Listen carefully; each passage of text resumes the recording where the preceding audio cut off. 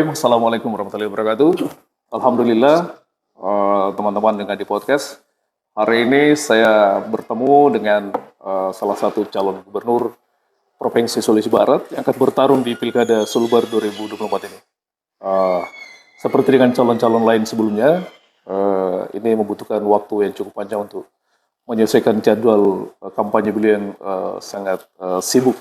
Ya. Dan hari ini kami bertemu. Apa kabar? Ada. Baik, alhamdulillah sehat. Sehat ya.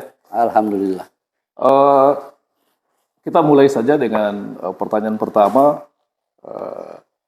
Apa yang mau didorong dengan visi Jago itu? Itu sebenarnya kata-kata jago itu hanya sebagai simbol penyemangat. Ya, jadi kalau kita baca itu jago, ya kan kita semangat bekerja dan kita malu sebagai orang Sulbar, kalau tidak bagus pekerjaannya, malas bekerja, ya itu kata-kata motivasi agar kita bergairah, bersemangat. Kemudian seperti pertanyaan saya pada calon yang lain, bagaimana sesungguhnya, kenapa kemudian sampai berpasangan dengan Asdeni Sokong? Bagaimana ceritanya? Wah, ini ceritanya ini kan sejak awal itu ya kita kan memang belum merencanakan mau dengan siapa. Rencana awalnya itu kan saya ini diajak sama satu orang tokoh di Sulbar yang datang ke rumah saya. Bahwa ayo kita maju sama-sama. Ya saya sih sebagai orang politisi, ya sebagai adik saya bilang oh iya siap. Nah, tapi perjalanannya begitu kita di Jakarta, ya ada konstelasi yang berubah. Ya ada, ya namanya juga politik, ya ada perubahan, ada dinamika apa semuanya. Ya tiba-tiba ya ibarat pacaran, saya langsung diputuskan gitu.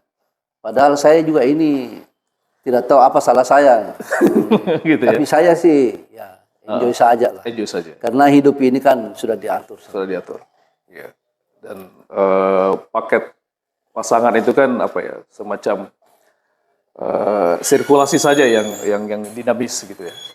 Karena tadinya itu kan banyak, begitu kemarin tidak jadi dengan yang A, banyaklah yang masuk. Ada calon C, D, apa semua.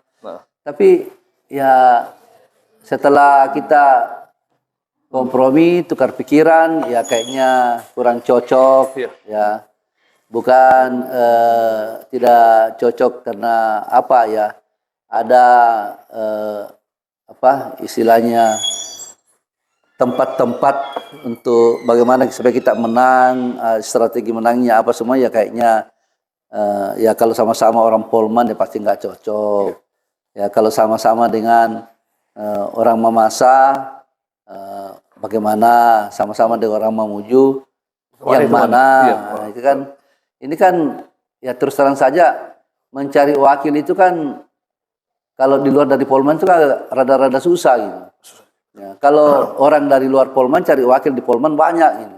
Banyak figur gitu ya, banyak figur. Kalau kita dari Polman mau cari di luar ini yang susah karena mereka juga mau maju sebagai peserta pilkada, ya, baik di kabupaten di kabupaten. Jadi susah kita mencari pasangan-pasangan ini ya. Ada lagi stok, ya terlalu tua lagi, ada lagi stok, ya. Bagaimana ya? Ini kan di Jakarta itu kan kita tiap hari berburu partai, tiap hari per detik, per menit berubah gitu ya. Ya, jadi kadang kita sudah oke sama ini, ternyata partainya nggak oke. Kita sudah oke sama ini, tapi ya pendapat-pendapat tokoh yang ada di Sulbar mengatakan tidak oke. Jadi begitu terus kita tidak kompatibel dan sebagainya. Ya, jadi dengan pengalaman panjang sebagai politisi ya. Anda kan termasuk salah satu politisi senior di Sulawesi Barat. Ya, bahkan dari Sulawesi Selatan, dan pengalaman panjang sebagai bupati 2 periode di apa yang akan dilakukan untuk menata Sulawesi Barat yang tentu cakupannya lebih luas dari sekedar kabupaten. Tapi memang jadi gubernur ini di Sulbar ini gampang-gampang susah. Iya. Ya, susahnya itu karena ini daerah baru ya. Iya. Jadi kita harus, pemimpinnya itu harus energik. Ya. Harus energik, bagaimana caranya mempunyai inovasi-inovasi dan dekat sama masyarakat dan rajin ke lapangan. Karena kalau kita tidak lakukan ini, sangat banyak yang perlu kita lakukan untuk kepentingan rakyat. Gitu. Seperti ya saya lakukan di Polewali ini kan bagaimana Polewali Mandar ini bisa jadi rumah sakit rujukan, seumpamanya ya apa semuanya. Ya masa sih regional Sulbar rujuknya ke Polewali Mandar ini kan terbalik ini maunya rumah sakit Polman rujuknya ke regional gitu. Itu paradoks. Ya jadi ini kan ini jadi makanya butuh Sulbar ini butuh pemimpin yang betul-betul tahu apa yang dibutuhkan oleh masyarakat kita yang di Polman, kayak petani. Ya di mana-mana kita keliling ini saya bilang, kenapa ini pupuk langka? Kok pupuk mahal? Dan ya infrastruktur lah yang paling banyak dibutuhkan di Sulawesi Barat ini kan orang butuh infrastruktur ya kayak di Mamasa. Ya di Mamuju sendirilah sebagai ibu kota kita ya. Jadi saya ke depan itu ya harusnya kita ke depan ini jangan ada pemisahan antara bupati dengan gubernur, itu harus jalan seiring lah. Jalan seiring supaya apa yang kita lakukan, apa yang kita kerjakan berdua ini langsung dirasakan oleh rakyat. Jangan seperti sekarang ini kan bupati kerjain yang ini, gubernur kerjain yang ini, jadi nggak ketemu gitu. Nggak nyambung ini gitu. yang dikerjakan. Jadi akhirnya bingung masyarakat ya, bingungnya itu karena ini kayak jalan strategis provinsi. Siapa sebenarnya yang harus kerjakan? Kalau judulnya jalan strategis provinsi, tapi kan bisa juga dikerjakan oleh kabupaten. Nah, ini yang tidak jalan karena tidak ada komunikasi gitu. Ya, jadi jangan saling egonya yang muncul gitu. Jadi siapapun jadi gubernur, jadi bupati ya harus mau kerjasama lah. Lupakan semua itu kepartaian, pengusung, apa semua suka tidak suka ini. Jangan begitulah. Sulbar ini kita harus bangun. Kita mau berpisah dengan Sulsel itu kan kita ingin maju, kita ingin mandiri, ya. Apa yang menjadi, saya sudah membaca beberapa visi, misi dan program yang mau dijalankan. Itu akan lebih fokus kemana sesungguhnya? Kalau saya sekarang ini, saya fokusnya di pendidikan. Ya. Karena pendidikan ini, kalau di Sulbar ini kan infrastruktur jalan itu kan tidak terlalu seberapa lagi. Kita fokus ini banyaknya anak-anak kita yang menganggur, putus sekolah dan sebagainya. Ya, putus sekolah apa semuanya. Jadi saya berpikir diapakan ini anak-anak Sulbar supaya jangan ada yang putus sekolah. Sehingga saya bikinlah program ke depan, insya Allah kalau jadi gubernur ya harus kita siapkan beasiswa. Nah, beasiswa itu jangan dibayar per tahun, harus langsung dibayar 3 tahun. Misalnya dia SMA, SMK, jangan dibayar tahun ini. Nah, kalau ada bencana apa semuanya terhambat lagi dananya. Jadi 1 kali tahun penganggaran langsung 3 tahun dibayarkan. Jadi orang tuanya juga, ya siswanya juga tidak ada lagi ragu-ragu. Ada jaminan gitu. Ya ada jaminan ininya. Jadi tidak ada lagi kata putus sekolah apa semuanya. Itu kan yang kasih ini kan kadang dapat beasiswa, tapi pas waktu pembayaran beasiswa belum cair. Akhirnya putus lagi. Masa panen masih jauh. Ya, dan ini kan yang susah karena kadang aturan dari pusat kan satu kementerian dengan kementerian lain tidak connect juga ininya. Koneksi. Ya, jadi konektivitas antara kementerian itu kadang tidak nyambung juga. Jadi kadang kita bingung. Untuk bidang pertanian misalnya apa yang mau dilakukan lebih? Karena kan ada istilah pengewilayahan komoditas, kemudian kita tidak hanya cukup menjadi produsen dan misalnya. Kita memerlukan nilai tambah. Apa yang mau dilakukan secara? Ya kalau sekarang ini kan tinggal melanjutkan apa yang tidak tuntas selama ini. Seperti kan kalau pasang kayu itu kan dengan Mateng itu kan fokus sawit. Ya. Dan alhamdulillah sudah berproduksi ya. Minyak kita itu kan sudah terkirim ke mana-mana seluruh Indonesia. Nah, terus yang kalau seperti Mamasa, nah, itu kan fokusnya dia adalah daerah pariwisata, destinasi wisata. Ya destinasi wisata, tapi buktinya mana gitu. Iya. Gubernur supportnya mana? Iya. Kalau mau dibiarkan bupati saja yang kerjakan pariwisata, mahal loh itu pariwisata. Betul. Ya, kalau dilihat memang gampang, lihat orang datang. Tapi dia butuh dukungan infrastruktur dan sebagainya. Dia butuh infrastruktur, ya dia butuh desain pariwisata yang bagus. Ya tentu kan gubernur lah yang mendorong itu. Jangan bupati dibiarkan jalan sendiri. Berapa APBD-nya seorang kabupaten Mamasa? Paling hanya ya 40-60 miliar. Iya. Berapa lah ya? Tidak sampai. Tidak bisa menopang gitu. Tidak bisa menopang. Jadi dan Mamasa ini jangan hanya dilihat Mamasa ini sebagai destinasi wisata, tapi di sana saya baru-baru berkunjung ke sana. Ternyata sayuran itu sangat cocok sekali di sana. Bayangkan itu, kol di Mamasa itu biasanya kan itu kol-kol dari daerah lain itu kan kecil-kecil. Iya. Di sana dia besar. Yang dari Sulsel. Iya, hampir naik 2 kilo satu bulatan itu kol. Jadi akhirnya susah cari pasarannya. Karena orang cari di sini yang istilahnya kol yang bisa dipakai dalam 1 hari. Karena alasannya karena kol katanya itu kalau sudah diiris itu susah disimpan.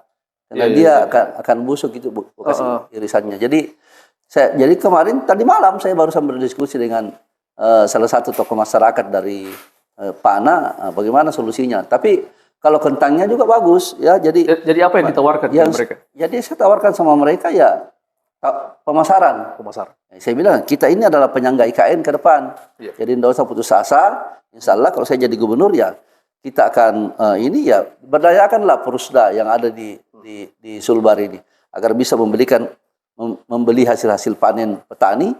Ya biarlah Porusda yang bawa ke IKN untuk cari pasarnya atau cari pasar yang lain di Jawa di mana. Ya karena harus begitu. Kita memberikan suatu program kepada masyarakat, dia harus punya jaminan pasar agar semuanya bisa berjalan ya. Jangan diberikan bibit, diberikan pupuk tapi tidak ada jaminan pemasaran. Ya harus ada jaminan pemasaran. Nah, disitulah domennya pemerintah untuk bisa kontribusi pemerintah bagaimana menjamin pemasaran produk-produk atau tanaman masyarakat ini, sayuran dari masyarakat ini bisa terjual. Oke, tentang itu daratan agrari. Bagaimana dengan kelautan? Karena saya dapat informasi bahwa misalnya potensi kekayaan maritim kita itu misalnya dengan tuna dan sebagainya itu bisa sampai 2 juta ton per tahun. Sementara kemampuan kita, nelayan kita sampai hari ini itu belum sampai 100.000 ton per tahun. Apa kira-kira yang Kanda, kalau misalnya terpilih menjadi gubernur nanti, apa yang mau dilakukan tentang itu? Karena itu kan membutuhkan kapal mungkin, kapal tangkap dan sebagainya. Kalau mengenai kapal tangkap, saya kira sudah cukup ya, banyak swasta yang mempunyai. Ada pedagang kita sampai 30 sampai 40 kapal penangkapnya. Tapi ini kan dia berpindah-pindah di mana ikan banyak dia berpindah ke Bone, kemana dia.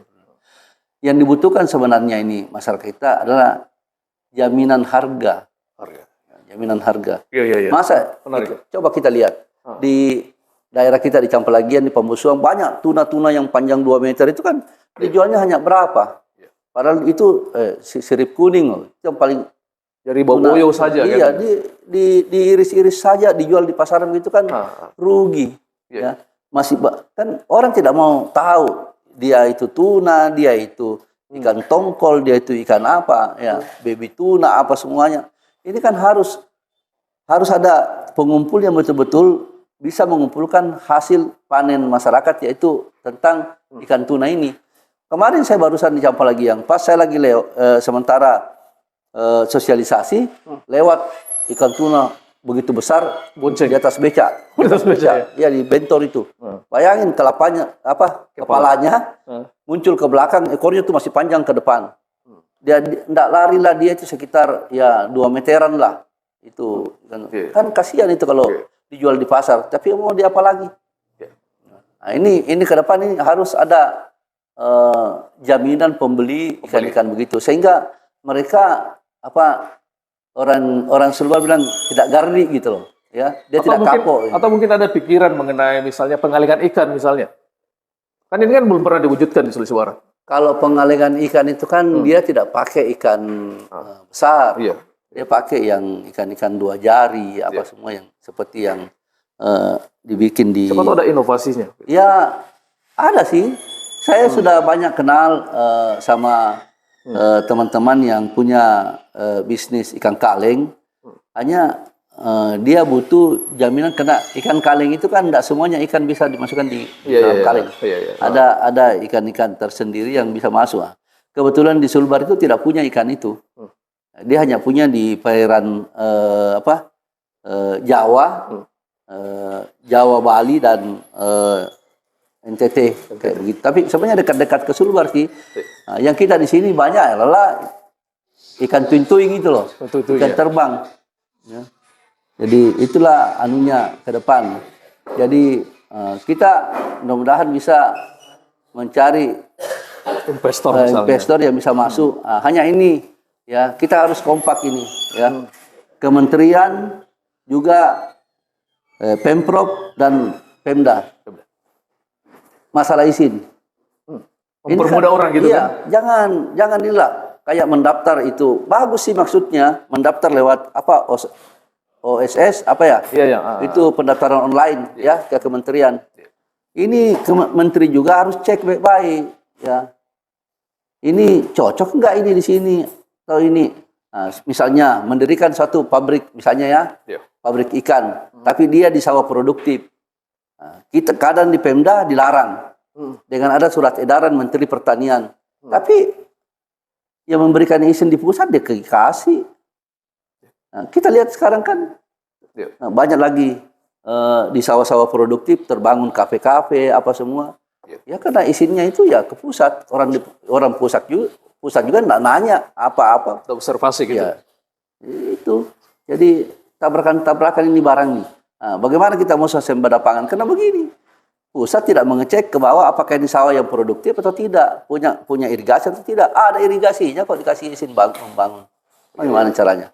Selalu mau swasembada pangan nggak mungkin lah. Ada satu hal yang menarik dan bagi atmosfer pilgub kita ya. Karena AIM dan ABM itu kan bersaudara. Bagaimana ini? Kalau dalam tinjauan politiknya gimana ini? Kalau saya sih kan kita ini kan main politik. Di politik itu kan nggak ada saudara. Nanti di rumah baru ada kakak, ada adik. Gitu. Ya. Kita kan beda partai. Kalau dia diusung oleh partainya, saya diusung oleh partaiku bagaimana? Apakah kita harus menolak? Bukan kita takut dipecat loh. Ya, tapi sebagai kader ya dan juga dukungan masyarakat besar, ya kan ini kan orang yang mau terpilih atau tidak terpilih kan tergantung dia bekerja di masyarakat. Kalau dia bekerja di masyarakat bagus ya terpilih. Dia nggak mau tahu. Kan masih ABM, AIM itu kan masing-masing punya basis masing-masing. Ya. Kalau basis keluarga ini kan ya. Ini yang sering menjadi perbincangan di luar. Dan itu selalu jadi pertanyaan. Kalau saya sih jawabnya gampang-gampang saja. Kalau keluarga bertanya, saya bilang ya, saudara mau adil kan? Kalau mau adil ya kan sudah, beliau sudah, ya saya lagi lah. Kalau mau kita bicara keluarga, gitu ya? Tapi kalau di masyarakat ya terserahlah, aku mau pilih yang mana. Kita memberikan ya, porsi. Klaim Masdar ini memberikan pilihan yang mana kamu suka. Gitu. Jangan hanya semata-mata harus ini, tidak boleh. Ya, kita harus kasih pilihan. Nggak suka yang ini, ada yang ini. Nggak suka yang ini, masih ada yang ini. Ini kan yang maju semua, ini kan nggak ada orang lain. Kita semua kok. Nggak ada orang lain. Jadi masyarakat juga, oh iya. Kalau nggak suka Pak ini, ada Pak ini. Nggak suka ini, ada ini. Kan dikasih sajalah. Masalah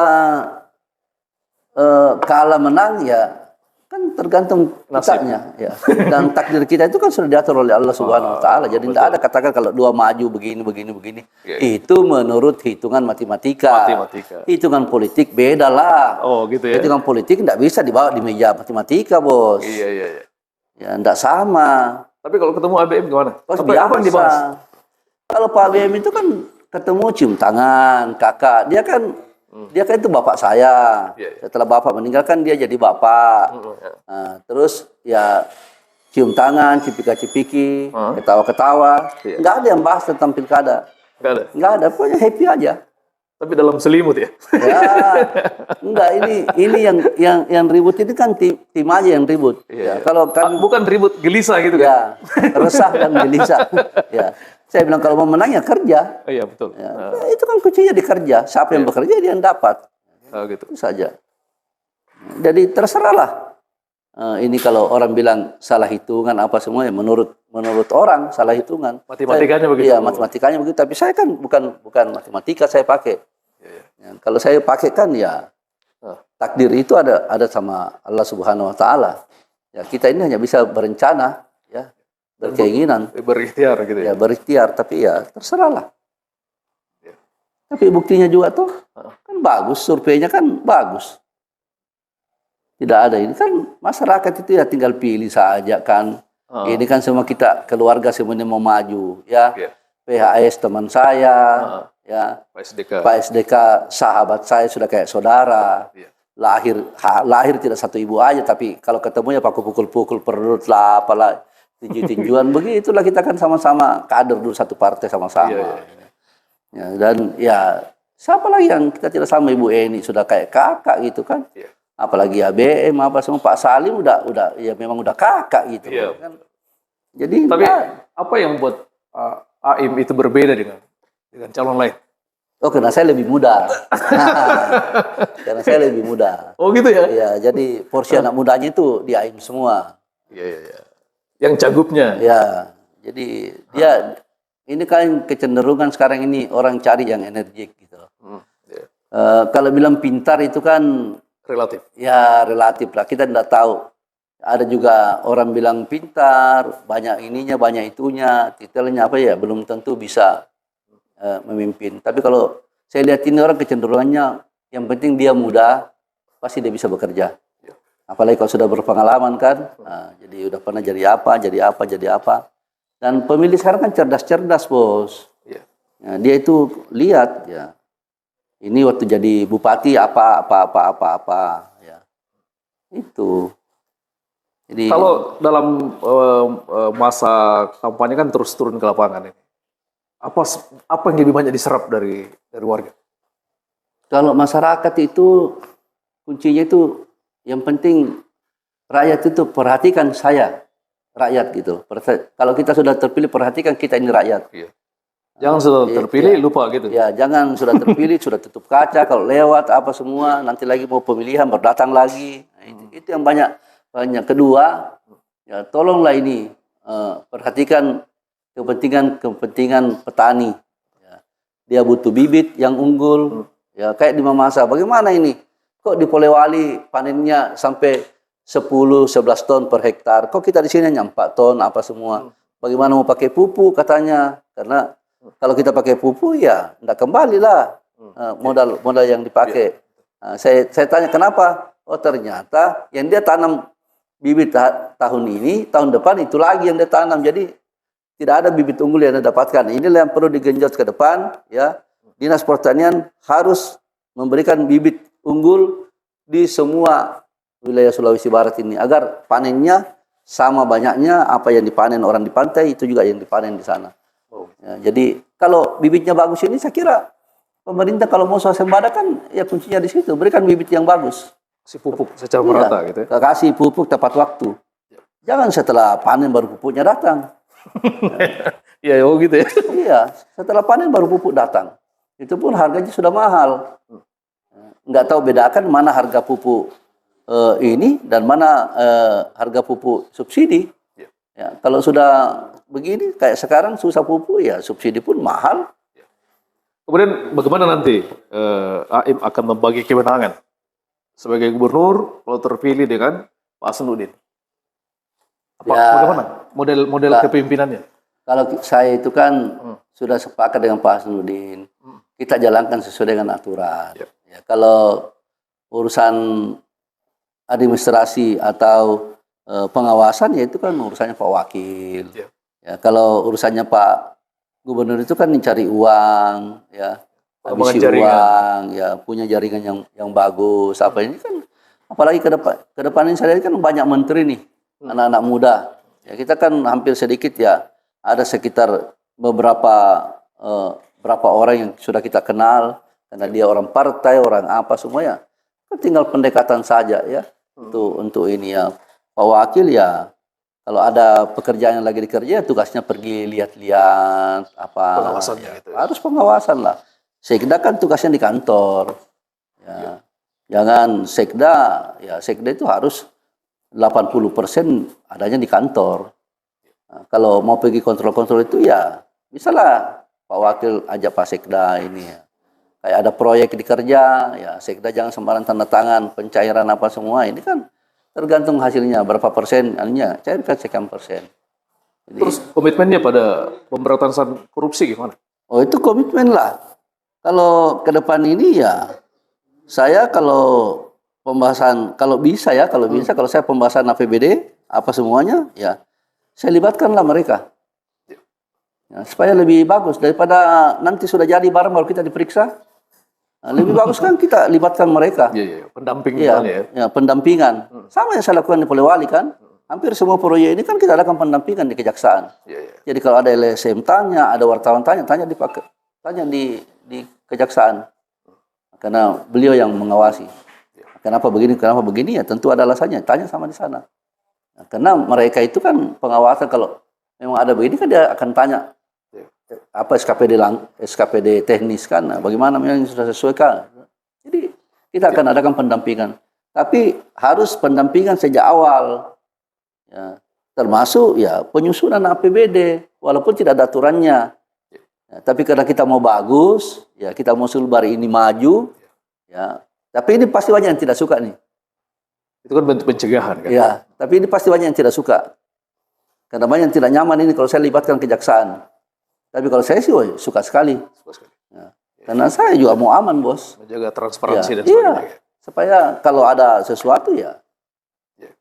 Sudah dikonsultasikan Iya, kan? sudah dikonsultasikan. Ya.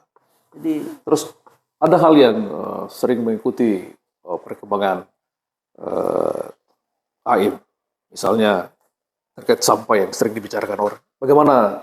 Bagaimana itu menjawabnya itu? Karena nanti kalau jadi gubernur kan itu kewenangannya akan lebih luas. Apa yang mau dilakukan? tapi kan gubernur, Bos, bukan ngurusin sampah. Kabupaten yang ngurusin sampah. iya. Dan juga ini masalah sampah saya juga bingung. Iya, itu. Kerjanya PJ ini apa? Gitu. Dia kan dulu statementnya 1 minggu saya selesaikan sampah. Sampai sekarang kok nggak selesai. Masalahnya juga, Pak Di, ini kan duitnya ada. Ya, pembebasan lahan, jalanan sudah mulus ke Satoko. Uang pembebasan lahan sudah ada di Tarkim. Uang pemindahan alat-alat dari Paku ke Satoko, termasuk pemasangan membrannya apa semua, ada di PU. Kenapa sih? Semua sudah. Iya, sudah ada. Tinggal dicairkan. Berarti kira-kira masalahnya di mana? Ya, nggak tahu juga. Saya juga bingung. Apakah karena dia bilang, saya PJ, tidak perlu ngurusin itu ya. Oh, gitu. Ya, tapi ini kan bukan ngurusin itu, tapi rakyat yang harus dibenahi. Kasihan kalau di mana-mana istilahnya sampah tidak ini.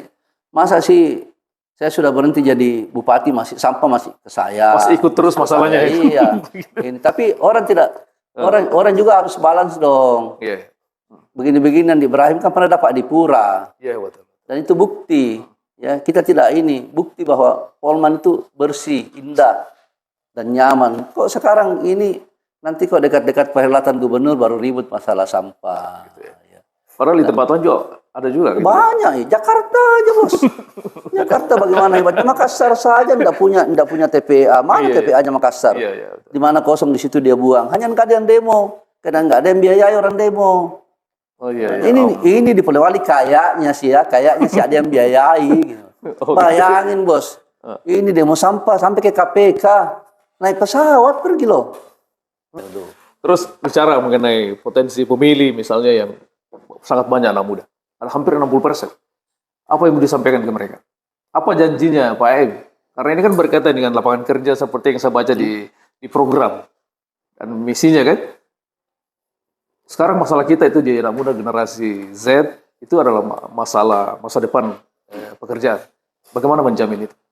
Ya Kak, tergantung anak mudanya kan. Kita ini kalau saya terpilih jadi gubernur kan saya siap memberikan dia kursus, stimulannya. Iya, berikan ini dan kita siap modali kalau dia memang hobi di perbengkelan motor, mobil apa. Kita kasih pelatihan, kasih kursus. Setelah tamat kita kasih lagi biaya, kita modali lagi dia. Ini kan generasi muda ini kan harapan bangsa gitu loh, harapan kita semua. Saya gimana ya, dia dulu itu kita bangga dengan ada Pak Baharudin Lopa, ada Pak Basir Hasanuddin, ya Wakapolri ada Pak Yusuf Manggabarani, ya ada Pak Saprudin Kambo, Basir Hasanuddin, ya ada Pak Jenderal Salim, apa semua. Sekarang mana jenderal-jenderal kita sekarang? Tidak ada. Ada putus ini, orang Mandar ini, punya orang Sulbar ini, punya ini. Sekarang kita tidak punya ini. Paling juga apa? Ya calon, ya semua calon apa? Wali kota Balikpapan, orang Mandar, calon ketua DPR, Kaltim orang Mandar, ya baru calon gitu loh. Belum jadi. Kalau dulu kan saya maunya tuh orang-orang Sulbar ini ya orang-orang Mandar ini jangan putus generasinya yang ada di pusat. Ya harus ada terus. Kesinambungan gitu. Ya ada kesinambungan. Makanya saya genjotnya itu di pendidikan. Karena di sini kayaknya kita ini macetnya di situ karena ada yang ada berpotensi bagus ininya bisa mendaftar akpol tapi tidak disupport oleh pemerintah. Kedepannya ini ya kita harus support ya. Teman-teman sekalian di Kadi Podcast, itu beberapa hal yang disampaikan oleh Aim sebagai salah satu calon gubernur kita di Sulawesi Barat dan mungkin ini yang closing. Apa yang mau disampaikan ke masyarakat? Ya saya sampaikan kepada masyarakat bahwa ya kalau masyarakat ingin mendapatkan pemimpin yang baik, yang benar-benar baik, ya carilah orang yang mau bekerja, ya tenaga masih bagus, kuat, ya dia punya akses ke pusat bagus, ya dan ya sayang sama masyarakat lah, mau mendengarkan apa kata-kata masyarakat, ya jangan karena dia punya visi misi tidak sesuai dengan kata-katanya masyarakat yang ada di Mamasa, tidak sama. Ini kan Sulbar ini kan ya harus kita dengarkan semua karena di Sulbar ini kan Indonesia mini gitu. Sekarang kita berada di Wonomulyo, ini kan orang Jawa nih. Ya, harus dengar juga apa keinginannya mereka. Aim saya dengar banyak bergerak di Polewali. Kenapa? Karena ini potensi pemilih paling besar atau gimana? Atau untuk menjaga suara di sini? Di samping memang begitu, ya kan harus diakui bos. Ini di mana-mana orang Polewali ini kan ada di Pasangkayu, ada di Mateng. Di Pasangkayu kan 40% orang Polman. Di Mateng 40% orang Polman. Jadi kalau kita ketemu keluarganya di sini ya minimal kan dia telepon ke bawah ya. Ada Pak. Gitu ya pendekatannya ya. Iya, jadi begitu karena kita juga ini kan lihat semua hasil-hasil survei apa semua ya. Ya memang tidak dipungkiri juga ya seperti tadi ya. Masa kita mau kalah di kandang? Nah, ini kan itu kita, intinya ya. Kita harus menang di kandang lah. Oh gitu ya? Ya iyalah. Berapa persen target? Target saya di Polewali 50%. 50%. Ya. Dari 348.000 wajib pilih, saya target 150.000. Itu untuk menjamin apa ya? Lumbung suara ini terjaga dengan baik itu. Ya. Kalau di daerah lain itu ya kalau Majene itu saya usahakan ambil 40.000. Kalau Mamuju ya enggak usah banyak-banyak lah. Cukup 20.000 aja. Yang banyak-banyak. Kandangnya orang sih. Coba kita galang teman-teman sekolah. Kan banyak teman-teman sekolah saya jadi pengusaha di sana apa semua. Ya.